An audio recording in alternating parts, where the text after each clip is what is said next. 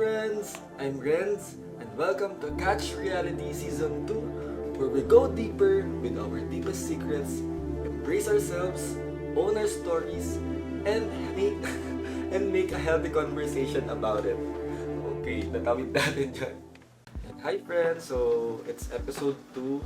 I think naging successful naman tayo ng episode 1. It's a good start, I must say. And yes, tutuloy natin to. So, I decided to upload my video for Tuesday and Friday night, 8 p.m. So, twice a week tayo mag-upload. Yeah, parang dami nating, hindi ko kwento Yun. Pero, huwag natin patagalin pa. So, let's proceed. But before that pala, I would like to address na since nga may mga kapatid tayong nakaranas ng lindol recently, mostly sa Mindanao part, diba? So, if we cannot go there or volunteer in different organizations to help them, diba? The most powerful thing that we can do is to, of course, pray for them. So, ipag-pray natin yung kaligtasan nila, ipag-pray natin yung mga officials or government officials na mag-respond or agapan or magbigay agad ng tulong sa kanila. Ipag-pray natin na sana mas maging urgent or mas maging prepare yung mga officials nila. It's a powerful help na we could do right now is to pray for them, especially dun sa mga families talaga na lalo na sa mga estudyante, diba? First day of school nila, nakakalas sila agad ng ganon. And yeah, ipag-pray natin yung kanilang mental health, yung kanilang physical health, diba? So ayun, so welcome again. So I have here, since nga di pa naman tapos ang mango season, I have here mango, Indian mango, kasi may puno kami dito, with soy sauce na may chili garlic, and may coffee, of course. This is mango din to. Hindi ko alam na tawag pero yung cold brew, nilagyan ko lang ng mango. Alright, so ano kaya ang pag-uusapan natin ngayon? Or ano kaya ang isi-share ko ngayong episode na to? So, ito na ang mahiwagang punutan. By the way, sa mga bago lang po sa aking channel, please don't forget to subscribe and like my previous videos or episodes, especially this one. And welcome sa Casa Pero. So, ito na. Ito na natin. Nakakabahan pa rin ako kasi although somehow prepared naman ako sa mga stories na nalagay ko dito. Pero ang hirap kasi may mga sobrang explicit, merong hindi ko alam kung may matutunan ba kayo doon. Hindi ko alam kung maaalala ko ba ng maayos. Pero ano ba yun? Sige, let's proceed. Ito na. Bunot na ako. Kaya ang aking nabunot. Okay, so, ang nabunot. Kinakabahan. Oh my God, parang alam ko na. May nakita na akong keyword. Kinakabahan ako. Okay. Ang aking nabunot ay, bakit nga ba hindi na lang tayo? Oo, magandang topic to. Medyo very light pa din to. Pakita ko sa'yo. Bakit nga ba hindi na lang tayo? Bakit nga ba hindi na lang tayo?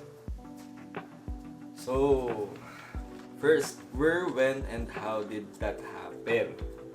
Okay, actually, this one, I'll be sharing. Paano ba ko ba siya sisimulan? I have this friend. Tignan naman tayo. Pero, of course, ito naman, ang involved naman na tao dito is friend ko talaga. Friend ko. And I'll tell you something. Although, I think sabi ko naman sa kanya to. Napag-uusapan na namin to before. Pero, healthy conversation. Ayan. Nabanggit kasi itong tanong, bakit nga ba hindi na lang tayo? Or bakit nga ba hindi na lang kayo? Parang gano'n. I'll share to you this, paano muna kami nagkakilala? Very quick lang. Kasi part kami ng isang LGBTQI, hindi actually, bi trans group, gay group, gano'n siya. It is called U1 Philippines. Ayan. Tapos, basta endpoint, sobrang naging close ko tong tao. As in, sobrang close. Sobrang close ko tong tao. to the point na lahat din naman ng secrets ko and yung mga experiences niya na babanggit niya sa akin. At kapag nagkita kami, sobrang saya kasi may connection talaga kami na tong taong to. And sobrang kumbaga ina-aspire or nai-aspire, nai-inspire, and na-amaze ako sa taong to. And I'm very blessed and thankful na nakilala ko tong guy na to. So yun, yun doon kami nagkakalala sa isang group na yun. And then yun nga, fast forward, naging sobrang close kami. And then, itong specific story na to, ikukwento ko. Kasi, ito yung na-feel ko that time. He invited me sa condo niya just to share something. I mean, nagkakwentuhan lang kami. I mean, nag-catch up tas sa condo niya. Kasi, parang siguro that time, medyo hindi siya okay, gano'n. Tapos, syempre, close nga kami. So, parang in-invite niya ako, tapos mag-open na siya sa mga experiences niya or mga recent na pinagdadaanan niya, gano'n. Tapos, pinagluto niya pa din ako. Ayun, nagpunta na ako doon, tapos pinagluto niya pa ako, ganyan-ganyan. And yeah, healthy conversation. Pero kasi, syempre, parang in the back of my head, meron ka din, may makikita or mafe-feel ka na parang, possible kaya na may mangyari, parang gano'n. Possible kaya na may mangyari sa amin since first time ko din yon napupunta sa condo niya. Kasi siya lang mag-isa, living alone siya.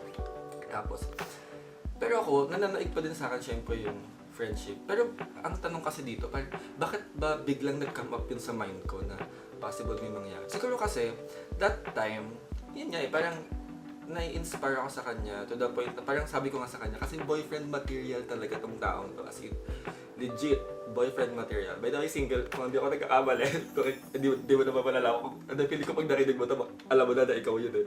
Pero, as far as I know, single tong taong to, ayan.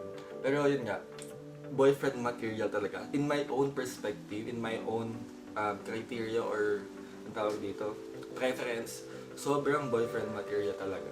Boyfriend material talaga siya. So, ayun. So, parang siguro nag-come up din yun sa mind ko.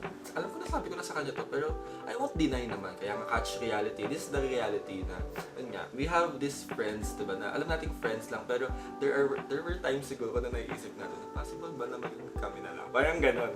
Ayun. So, ayun. Hindi, that time, magpunta ako doon, ganyan-ganyan, nag-catch up kami sa kwentuhan, ganyan-ganyan. Pero fast forward, end point, wala naman nangyari sa amin. Oh, diba? Walang nangyari sa amin. Walang nag-initiate, walang nagpakita ng motibo. It's really a genuine friendship. So, and I'm very thankful kasi na-build namin yan and nakuha ko yun sa kanya or kumbaga nakita ko yun sa kanya na meron akong someone na alam niya yung limits, alam niya na hanggang dito kami. Pero kasi kaya ako to share kasi natanong, parang several times naman na rin naman na napag-uusapan namin to kasi tinatanong din ng iba naming friends sa community na bakit pa hindi na lang si Renz? Bakit hindi na lang ba si bakit hindi na lang ba siya? Parang ganon. So, and ang sabi niya kasi sabi niya sa akin, hindi ko matandaan, hindi parang napag-isipan din naman niya ata yun. Pero siguro kasi, hindi, alam ko na kung bakit. Kasi that time nga, may partner din ako. May partner ako that time. Tapos, kilala din niya yung partner ko, close din niya, nakausap niya na yun, ganyan. So, yun. And, ano ba, ngayon, single ako. Iniisip ko din, di na lang kami. Pero, alam ko naman kasi yung stand ko ngayon, kung bakit ayoko mag-partner, alam ko yung dapat kong gawin, alam ko yung dapat ko i-heal sa sarili ko. And ganoon din siya, alam din niya yung about sa akin. And I don't want to be a burden to him while I'm still undergoing to the process of healing. Ayan. Alam niya yun. And ayun, parang yun nga, parang napag-usapan namin. Sabi ko din, ito pala yung stand ko. Kung yun yung sinabi niya, na stand niya, and yun nga, may partner ako that time. Ako naman, I really see him na, sabi ko nga parang sister ko na siya. Alam mo yun? Alam mo yun, parang pag nagkita kayo, parang alam nyo agad pag nagkatinginan kayo sa mata. Alam nyo na agad yung mga pinag-usapan nyo. Alam nyo na yung mga, alam nyo yung mga ganun. Ganun yung friendship namin. Alam mo yun, parang hindi ako nagsasalita ng tapos, syempre. Pero, ibang level kasi siya. Parang sa akin talaga, nai-inspire talaga ako sa taong to. And gusto ko pahalagahan yun, yung ganung friendship namin. Alam mo yun, na kung mas magiging deeper pa siya, siguro, sobrang mas magiging close kami kasi hindi naman kami araw-araw nag-uusap nito. Pero pag nagkita kami or nagkwento siya sa akin or kapag pag nag-message yan, tapos tatawag, talagang mahabang usapan namin. Ganun. So, ayun. So, yun yung nakita ko sa kanya. It's really a genuine friendship connection. Kaya yung tanong na bakit nga ba hindi na lang tayo? Kasi nga, yun yung ngayon nakikita ko talaga sa kanya. Feeling ko sobrang safe space ko din siya sa community. Madami naman akong may mga core group naman ako na alam ko safe space ko din sila. Pero itong guy na to kasi alam niya yung pinagdadaanan ko. And same kami ng community. I mean, he's also, I'm not sure if ayoko na magsalita about sa kanyang identity or orientation, pero hindi ko kasi alam eh. I mean, hindi ko sure. Pero yun nga, parang he's also queer, diba? He's also a part of the community. So, yun. Kumbaga, nakakita ko ng ganung tao na katulad ko na alam kong safe space ko siya. Kumbaga, kaya ko siya maging go-to person din.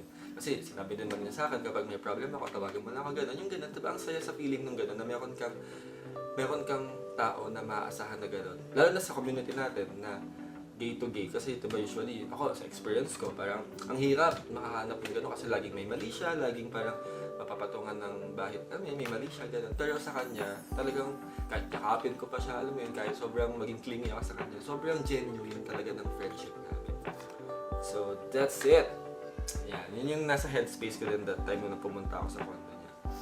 Pero yun nga, I'm just really thankful for this person na nakatagpo ako sa'yo ng ganung klaseng friendship. So what this experience taught me?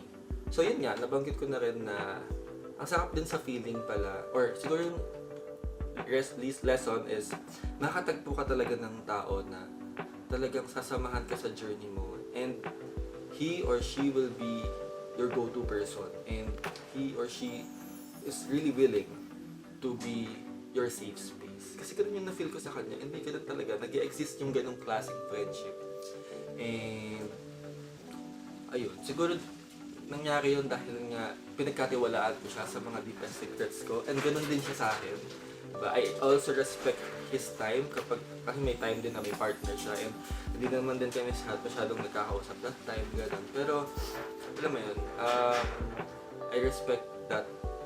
I respect his time. Gusto ko din itakil yung importance ng friendship, sisterhood, lalo na sa akin kasi I'm an only child. Siya living alone siya, ganyan. So, ako din living alone. So, ang mahalaga talaga yung meron kang go-to person. Mahirap siya, hindi siya agad-agad na build, diba? Alam niyo yan. Pero pag nagkaroon kayo ng gano'n, pangalagaan niyo, give value to it. Alam mo yan. How you will give value to it? Siyempre, respect yung time.